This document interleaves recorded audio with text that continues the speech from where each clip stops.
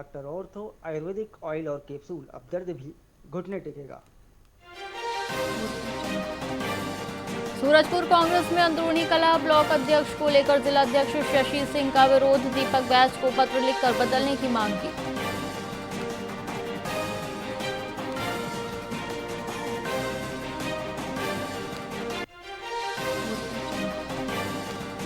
Bijapur national park में 2 नक्सली ढेर, नक्सली दिलीप साथी संग मुठभेड़ में मारा गया, 2 नक्सलियों के शव और हथियार बरामद।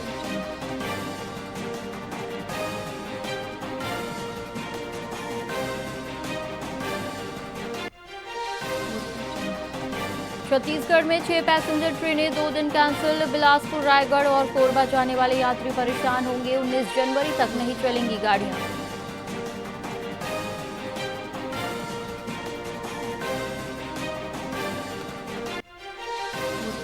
बिलासपुर में 400 काम वाली बाइयों का धरना, विजयपुरम इलाके में घरेलू कामकाज ठप, सैलरी बढ़ोतरी और छुट्टी की मांग।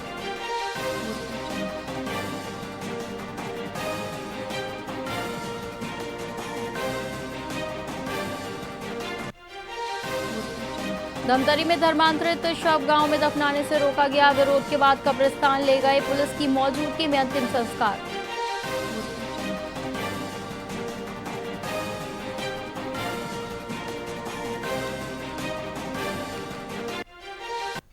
नमस्कार, आप देख रहे हैं वीआईपी न्यूज और मैं हूं आपके साथ एकता सिंह। आइए रुक करते हैं खबरों की ओर।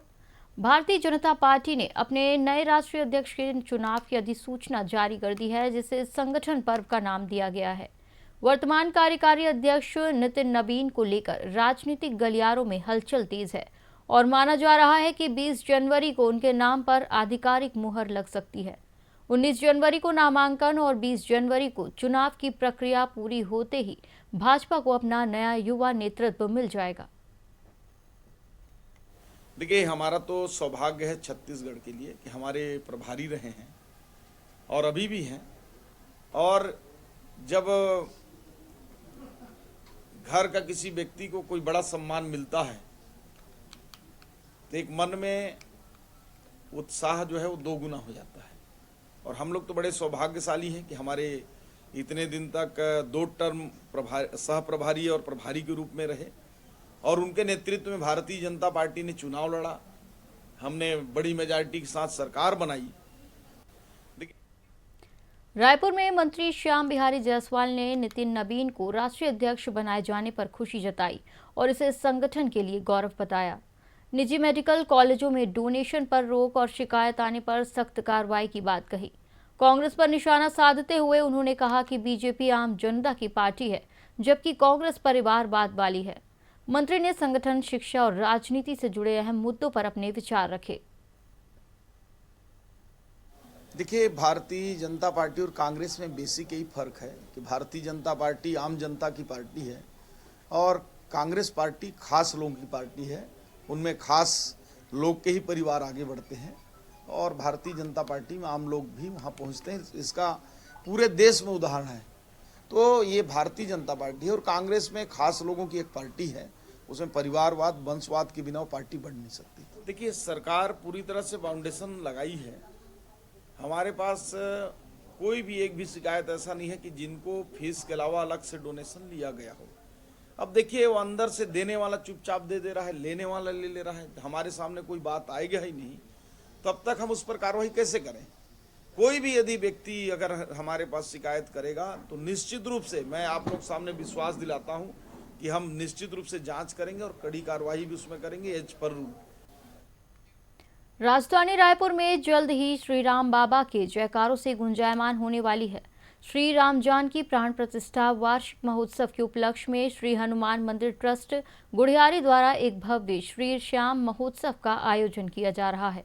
समाज सेवी बसंत अग्रवाल के जन्मदिन के अवसर पर आयोजित इस उत्सव में देश के दिग्गज भजन सम्राट अपनी प्रस्तुति देंगे। मुंबई के प्रमोद त्रिपाठी, जयपुर की रजनी राजस्थानी और रायपुर के गायक राजू महाराज और विनय अग्रवाल की जुगलबंदी श्रद्धालुओं को भक्ति रस में सराबोर करेगी। करने वाले बालाजी, करवाने वाले बालाजी के ध्येय वाक्य के साथ होने जा रहे इस कार्यक्रम को लेकर भक्तों में भारी उत्साह देखा जा रहा है। गुढ़ियारी में राम जानकी प्राण प्रतिष्ठा महोत्सव होता है। गुढ़ियारी मंदिर के सम्मानित ट्रस्टी भी हमारे बीच बैठे हैं। तो महोत्सव है, 19 तारीख को श्याम बाबा का महोत्सव है। इस उत्सव का आनंद ले, क्योंकि ऐसा आनंद लेने का अवसर बार बार जीवन में नहीं आता है। हारे के सहारे श्याम बाबा का यह उत्सव है। सभी से निवेदन है कि वह इसमें आए और आनंद ले, और सौभाग्य से उस दिन मेरा जन्मदिन है। मनेंद्रगढ़ में कार्तिक महिला मंडल के तत्वाधान में श्री राम मंदिर प्रांगण में 7 दिवसीय श्रीमद् भागवत महापुराण का भव्य शुभारंभ हुआ। उद्घाटन के दिन भव्य कलश यात्रा निकाली गई, जिसमें महिलाएं, पुरुष, युवा और बच्चे शामिल हुए। वहीं नगर के प्रमुख मार्गों से यात्रा निकली, पुष्प वर्षा, जलपान और आरती हुई। आपको बता दें कि कथावाचक ब्रजनंदन महाराज भगवान कृष्ण की लीलाओं का वर्णन करेंगे। वहीं भजन, कीर्तन, नृत्य और पूजा अर्चना से आयोजन भक्तिमय बना। साथ ही सुरक्षा और व्यवस्थाएं भी सुनिश्चित की गई।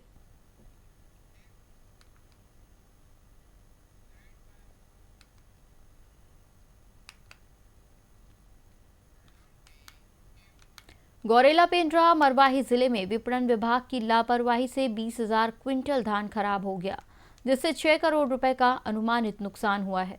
खरीफ वर्ष 2024-25 का धान समय पर राइस मिलों तक नहीं पहुंचाया गया और खुले में रखा गया, जिससे गुणवत्ता गिर गई, जिसके चलते किसानों और हितधारकों में नाराजगी है।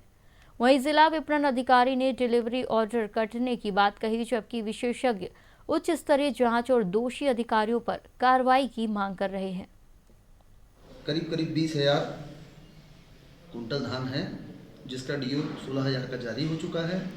जो मिलर नहीं उठाए हैं उनको पेनल्टी लग चुकी है करीब 60 लाख की, और सारे मिलर उठाने के तैयार है। अभी ये स्थिति है गवर्नमेंट के प्रोत्साहन के कारण कि उठाने के लिए प्रतिस्पर्धा हो गई है, और मेरे अंदाज से जो अभी है कि 20 से 25 वर्किंग डे के अंदर सारा धान उड़ जाएगा। जो सर एक अफवाह फैला कि धान खराब हो गया, धान सड़ गया, शासन को क्षति हुआ। शासन को क्षति नहीं हुआ है, पूरा धान 20 से 25 दिन के अंदर उड़ जाएगा।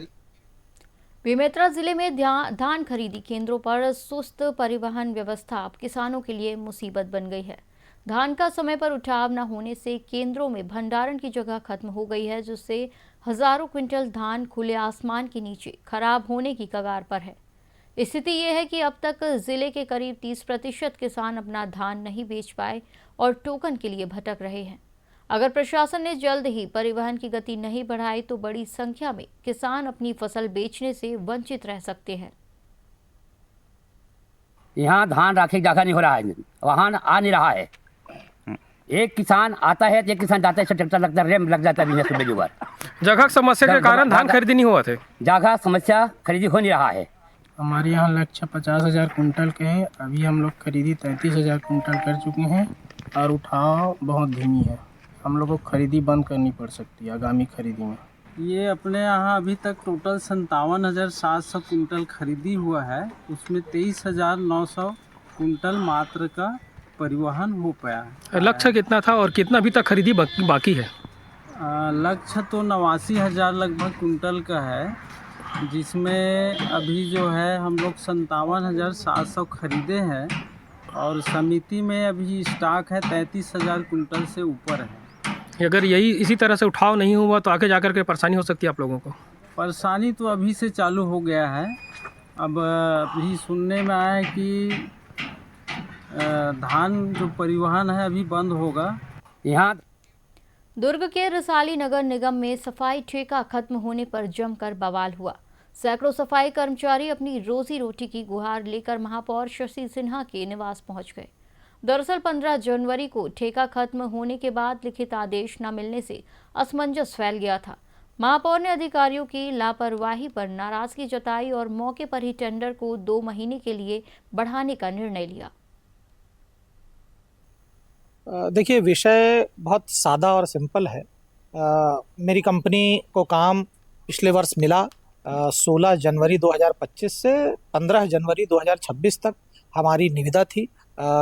एग्रीमेंट था नगर निगम रिसाली के साथ, और इसकी पूर्व सूचना मैं 1 महीने पहले लगभग 17 दिसंबर को ही मैंने कार्य समाप्ति के विषय में आयुक्त महोदय को और सभी विभाग को ये जानकारी दी थी पत्र के माध्यम से कि कार्य हमारा 15 जनवरी को ख़त्म होगा और 16 से हम बंद कर देंगे कार्य, या तो आपका कोई आदेश प्राप्त हो। लेकिन उसके बाद किसी भी तरह का आदेश प्राप्त नहीं हुआ। फिर मैंने ख़त्म होने के 15 जनवरी को जब ख़त्म हो रहा था कार्य, उसके 2 दिन पहले भी सूचना दी, लिखित रूप में सूचना, दोनों सूचना लिखित रूप में दी मैंने, क्योंकि हमारी कंपनी की बेसिक योजना यही है कि अति आवश्यक सेवा को कभी बाधित न करें। आज मेरे यहाँ सफाई कर्मचारी निवास पर आए थे और 7 तारीख के MIC में विषय में आया था कि समय वृद्धि बढ़ाई जाए। फिर MIC में हमने आयुक्त मैडम से चर्चा भी किया कि 15 जनवरी तक इनकी समय अवधि समाप्त हो रही है, इसके पहले निविदा प्रक्रिया को जारी करना चाहिए, पर उन्होंने ऐसा नहीं किया और सीधा विषय सूची में लाया गया है कि समय वृद्धि बढ़ाई जाए। तो जनहित का मामला है और जनहित का मामला को देखते हुए हमने MIC में समय वृद्धि बढ़ाने के लिए कहा और पास भी हुआ। 7 तारीख के जब समय अवधि MIC में आने के बाद 7 तारीख को हमने किया है, तो अवगत होना चाहिए। एक जाई करके शासन को भेजने का प्रस्ताव MIC में लाया भी नहीं है और उन्होंने कहा था कि फाइल हमारे पास है, हम तो फाइल 7 तारीख को MIC में पास कर चुके हैं। पेंड्रा ब्लॉक के कोटमी कला गांव में पागल कुत्ते ने आतंक मचा रखा है। वहीं कुत्ते ने कई ग्रामीणों को काटा और 2 बच्चों को गंभीर चोटें पहुंचाई। 8 वर्षीय मासूम पर जानलेवा हमला कर उसे लहूलुहान कर दिया गया। ग्रामीणों ने मौके पर आकर बच्चे को कुत्ते के चंगुल से छुड़ाया। घायल बच्चे को जिला अस्पताल में भर्ती करवाया गया है, जहां उसका उपचार जारी है। स्थिति फिलहाल स्थिर बनी है। 7 साल का बच्चा है हमारे पास।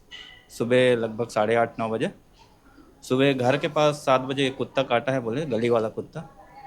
तो उसके चेहरे में इधर काटा है, अच्छा है, और इधर से ऐसे लंबा है। तो अभी तो पेशेंट स्टेबल है, उसको अभी क्लीन किए हैं और इंजेक्शन वगैरह लगा है और अभी इसको टाँका लगाने के लिए OT में टाँका लगेगा। तो उसमें थोड़ा टाइम लगेगा, उसके बाद अभी देखते हैं, बोले टाँका लगेगा उसके बाद। और बच्चे वाले डॉक्टर अभी बोले हैं कि देखते हैं, उसके बाद हो सके तो कहीं बिलासपुर वगैरह भी ले जाना पड़ सकता है। तो उसके बाद थोड़ी देर बाद अभी बताते हैं, बोले हैं। बाकी अभी स्टेबल है। रायपुर के टाटीबंध इलाके में गुप्ता परिवार के घर में आग लगने से 70 वर्षीय राजकुमार गुप्ता जिंदा जल गए। हादसे के समय उनका बेटा घर के बाहर था। वहीं आग की आशंका रूम हीटर से जताई जा रही है। पड़ोसियों ने बचाने का प्रयास किया, लेकिन बंद दरवाजे के कारण सफल नहीं हो सके। इस घटना ने इलाके में शोक और आक्रोश फैला दिया है।